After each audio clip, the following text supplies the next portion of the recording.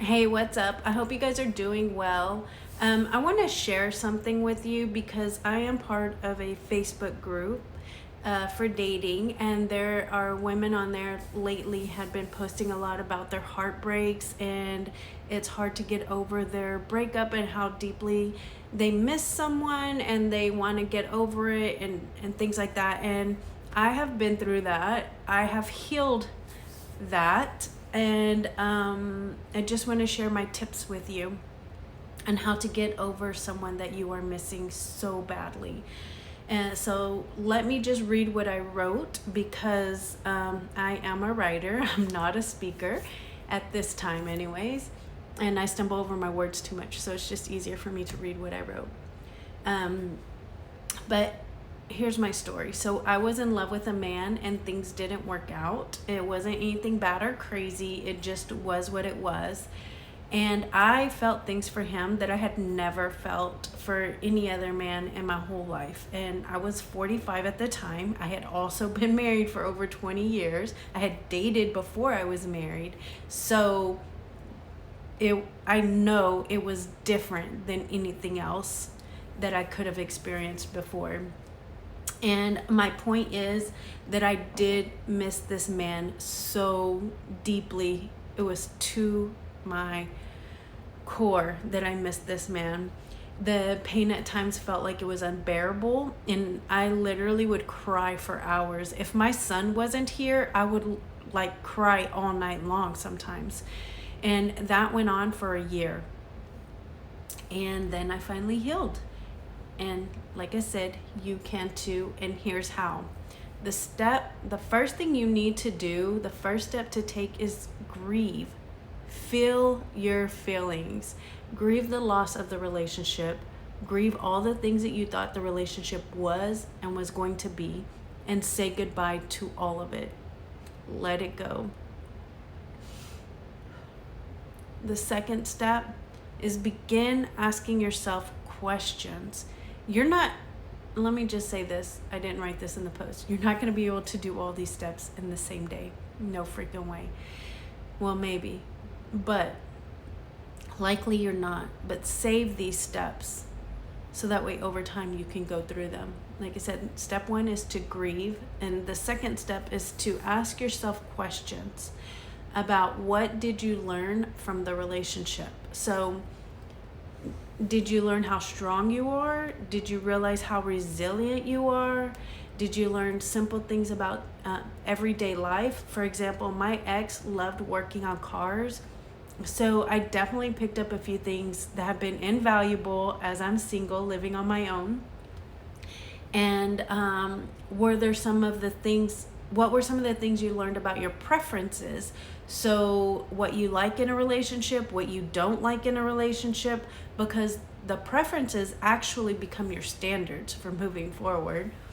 And just figure out as many lessons that you learned, figure out as many lessons as you can that you learned during that time with that person, and also be grateful that you are wiser now. Number 3, and this is where the healing comes in, the true turning point. I need you to consider, you don't miss the person, you miss what you got from them. You don't miss that person, you miss what you got from them. Now, whether that was some sort of comfort, a feeling of safety, security, was it moments that you guys shared together, experiences, whatever it was, you miss that particular thing. And it may have been like gifts, like physical things, but most likely it was a feeling. And if you're not sure what that was, look back on the memories. Think about the best memories you have with that person, and ask yourself what you were feeling in those moments, because that is where the gold is. And whether it was feeling safe, you felt seen, you felt held, understood, you felt loved, desired, whatever it was, just look at those feelings, because like I said, that is likely what you are craving now. Another little tip, and I didn't write this in my post, but you're going to get it here, is until you start getting to this point, to step 3, simply at first begin noticing, when do you miss this person? What is happening in your life in that moment, and that person comes up and makes you miss them. So for example, over that year, I started paying attention. Okay, what's happening right now in my life that I'm not that I was actually correlating the two at the moment, but I was trying to figure out if it did have correlation, if they did go together. And it was usually times when I was extremely stressed out, or I was really excited and I had some news, and I wanted him to be the first person I shared that good news with. So those were kind of the moments that I started realizing, okay, so I miss him because I'm super stressed right now. And I just started paying attention like every time. And those were the exact things that it was.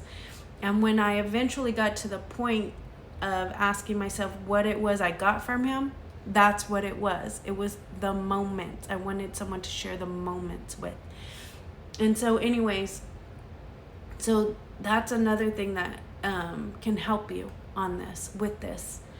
But once you figure out your goal, you'll be able to let go of the person, and you can begin looking for that quality within yourself or in your next relationship. Because for example, mine being that I just want someone to share the moments with, to be able to call and say, hey, this happened today, and to hold that space with me and for me.